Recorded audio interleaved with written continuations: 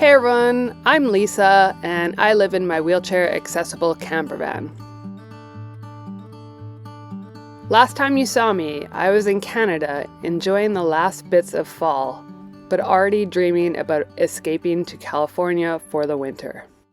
You gotta admit, it is really, really pretty.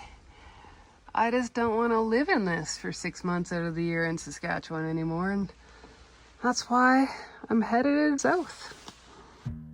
Let's catch you up on what happened next. I started my migration to the US, but the day before I was supposed to cross the border, my check engine light decided to turn on. So I went to the closest dealer to have it looked at. Well, 2 hours and $225 later, I'm back on the road. Apparently the fuel box was not put in properly when I got my oil change last week. I did go to one of those drive-in Mr. Lubes. I know they're not awesome, but they're just so convenient. I don't even have to get out of my vehicle.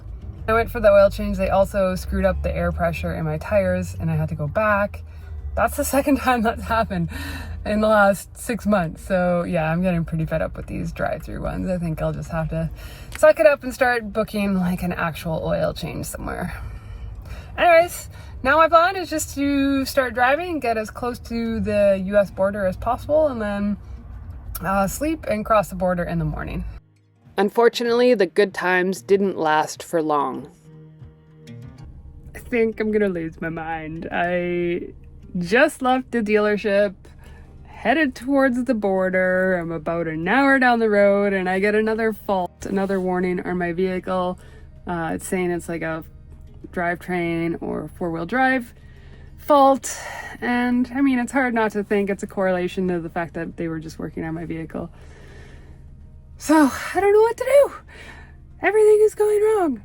What is going on? So I just pulled off at this rest area. I phoned the dealership to see like if I can go to another dealer down the road and if it'll be covered, since I just left a dealer an hour ago. I don't want to go back and have this investigated there.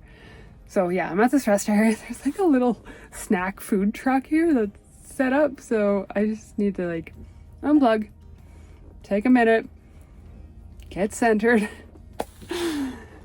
And yeah, I'm gonna wait for a call back from the dealer that I just left. All right, good news. I'm back on the road. I've been driving for about 45 minutes and the light that was on before has not come on. It went away when I shut off my vehicle and it hasn't come back. So I don't know, maybe I've got lucky here, we'll see.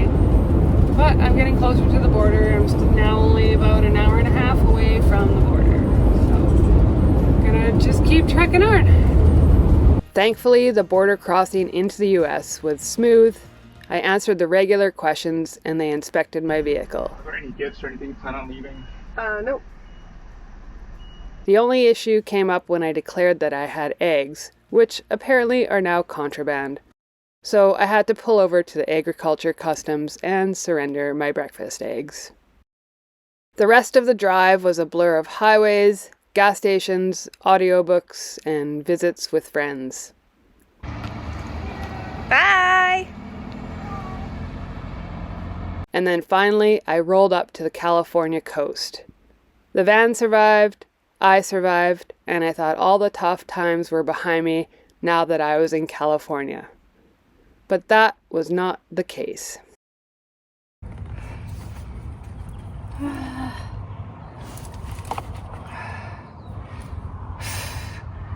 I am a mess right now. I'm having one of those days. I didn't think I was going to film it, not because I don't want to share what's going on right now, but because I'm just so tired right now. But I'm going to, stick to what my channel is. It's called Keeping a Wheel. I'm going to tell you what has just been happening for the last, 45 minutes. What's going on? It's water, I'm soaking wet. My face is red. I am in California. It's beautiful. I have been doing so much driving to get down here and not enough exercise. So today I decided I'm gonna get my bike out and I'm gonna go for a ride. So I did that. I went for a nice little ride and about I don't know, 7 or 8 kilometers into it, I just bonked. If anybody knows that term, it's like, man, I was just feeling it. Normally I could go 30 kilometers and that's like a nice ride, but I'd only gone 7 kilometers. I just started feeling not strong. And so I decided just not to keep continuing to get further away from my van and my wheelchair. So I turned around and came back. And I realized that it was actually 2 things. Number one, I hadn't been exercising much in the last few weeks because I've been traveling so much and driving. And number 2, it's kind of hot out. It's like 23 degrees Celsius out right now, which is, you know, fair for most people, but with my spinal cord injury, I actually don't regulate temperature like a normal person. I don't sweat to cool myself off. I'll sweat a little bit, but it doesn't really help cool my body temperature. So I was working hard and it was warm and I was starting to overheat. So I'm glad that I made the decision to just turn around way earlier than I expected and come back to my van and cut the ride short for me. When I got back to the van, I was feeling very, very warm, and you can see like my face is a little red right now because I was starting to overheat. My body just doesn't work like it's supposed to when I'm overheated. So I was just taking a break in the van. I didn't want to load my bike when I was feeling like that. I was feeling so drained and so tired. But then, so I just cooled off in the van a little bit. I'm starting to feel a little bit better. I doused my head and my hair in my sink to get some cold water on me, and that helped a lot. So then I came back out to load my bike up and get ready to hit the road. So it's hard to tell, but this parking lot is slanted a little bit and my bike wants to roll away from my van. So that's one thing that I knew was going to make loading my bike a little more difficult. But luckily I do have this brake that my friend Tevin gave me that I can put, and it wraps around the actual brake lever and stops my bike from rolling.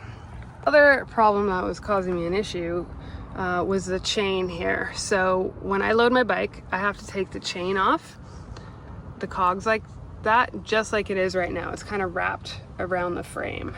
And I have to do that because when I load my bike, it goes in backwards. And as it rolls backwards, these cranks will move. Okay, so that's why I take the chain off, to stop those cranks from moving. If those cranks move, the cables, the brake cables get all tangled up, and also the bike would be too tall to fit under my bed. So this is one step I have to do before I load my bike, but unfortunately, this time when I got off my bike, I was on the biggest cog, which meant I was unable to take that chain off because there was no slack to be able to actually like pull it off. I was really hoping that there'd be somebody around that could give me a hand to just lift the back end of that bike so I could turn the cranks and get it into a different gear so I could get the chain off. But as you can see, it's completely empty right here, and that's so strange. Normally there's like 3 or 4 vans here during the day at least. So yeah, the whole time I was waiting in the van trying to cool off, I was just keeping my eye out, but nobody ended up showing up. So I decided I had to try to do it myself, and it didn't go well. So to fix the chain, what I needed to do was actually push the bike myself while changing the gears and get it rolling, which is kind of tough. Like I had to do a big loop of the parking lot to get enough momentum to change the gears and get everything going, and change it about 3 or 4 times. And so I was trying to do that while I'm exhausted. And then also the slope of the parking lot came into play, and I kept trying to like steady my wheelchair on the hill, but then keep my bike going up the hill. And I wish I had videoed it because it was just such a struggle, and that probably took me a good 15 minutes just to do this big loop to get into a better gear and then line my bike back up to get it centered to go back to my van. So I did get the bike all lined up and ready to go in, but like it was such a struggle to stabilize my wheelchair, move the bike while changing gears, and then also fighting the slope of the parking lot and trying to push it uphill. And I ended up exhausted again. And so I went back in the van, cooled off with a sink head wash again, rested. And now I'm just, rallying one more time to get the bike put back in so I can just go in, turn the air conditioning on, relax, and recover from this last hour that I've been struggling.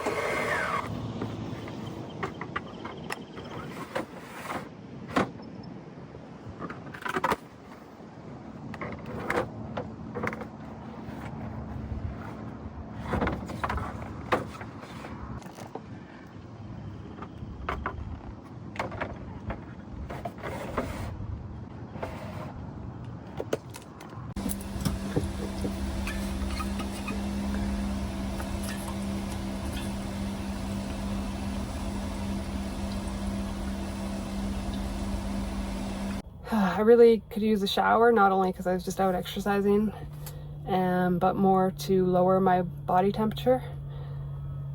Nice cool water would help me feel better, but right where I'm feeling right now, I don't have the energy to even get undressed and transfer onto a shower chair and then get dressed again. So I think I'm just going to do another sink head dose, try to cool off a bit and just rest, and then tackle a shower.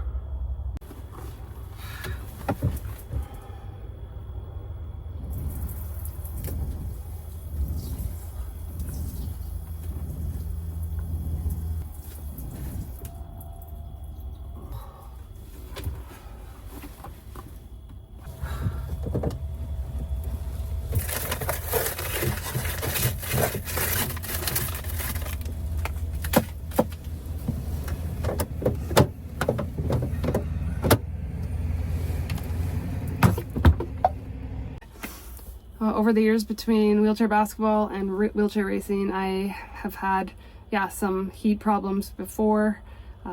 Sometimes it would get to the point where I'd kind of be going in and out between kind of blacking out a little bit, but like never fully getting blacked out. But so I've definitely experienced it before, and I have strategies on how to cool myself off. So like today is not a day where I'm really worried about it, because it can be very, very serious, but I just know I don't feel good and it's not going to be life-threatening today. So I just have some pineapple chunks that were in the freezer. I'm going to put those under my armpits, try to get my core temperature down, and then I'd love to lay down, but I'm just like too tired to get up onto bed, so I'm just going to kind of recline my wheelchair against the passenger seat here and just try and let the cooling begin.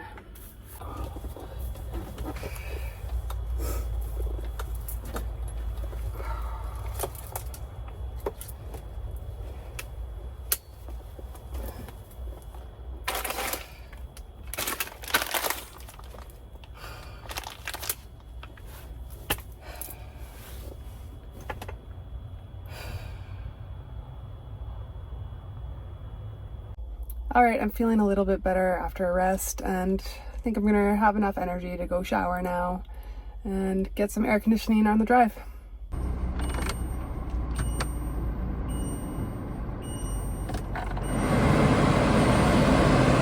Freshly showered, feeling a bit more refreshed, but I'm still so tired, so I don't feel like cooking. I'm just gonna go grab some food and chill out at the beach and watch the sunset. I think that's the plan for the rest of the day.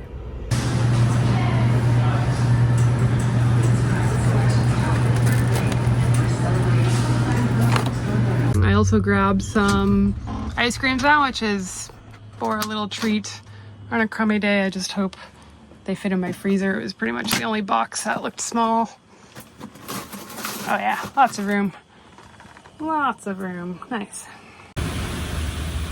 So I got a pretty nice cross breeze going from having my back door open and the sliding door open. And yeah, it's a really nice little spot with a nice view to hopefully recoup some energy, start cooling off with that breeze. Feels really, really nice. I just want to talk a little bit about like the impact that This day is hat army. I'm still really tired. My body is definitely recovering. And emotionally, I'm still recovering. I mean, I had stuff to do today. I have a presentation for a conference that's coming up, and I was supposed to be working on that this afternoon. And my 1 hour bike ride has now turned into 5 hours of me just trying to recover. And so that is really hard. My whole day has now been a write-off. I know I'm not going to be able to think clearly enough to get that done.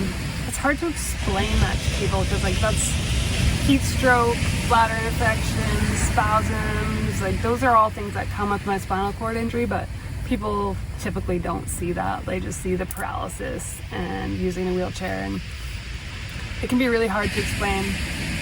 People like, hey, yeah, my day's a write-off because I went for a bike ride and I got too warm, got too hot. Yeah, people just don't understand the gravity and how it really impacts my body, my life, my health. But it's like that invisible disability that, yeah, it's just people aren't aware of. Mentally though, I think, yeah, I'm feeling really down right now. Feeling a little stressed because I have stuff to do. But I also know that I bounce back really well from a day like today. Like this mentally isn't going to bother me tomorrow. And I know there are people out there that would let something like this linger. So I don't know how I am able to move on so quickly. It's almost like I feel it, I dwell on it for enough time to be healthy, and then I can move on and put it past me. And I think that's what has really helped me like embrace my disability and find success in life. I can't say why I'm able to move past it, but I'm really grateful I am. So I will bounce back from this. I'm just gonna enjoy my sushi, watch the sunset, give myself some grace to let my body recover today, and be back to face another day tomorrow. Thanks for watching this one. I know it wasn't the most glamorous chapter of van life, but it was a real one. I'm grateful to be feeling better now, and I'm looking forward to the rest of my winter in California. If you want to follow along for the best chapters to come, make sure you're subscribed. See you in the next video. Don't forget to keep a wheel, everyone.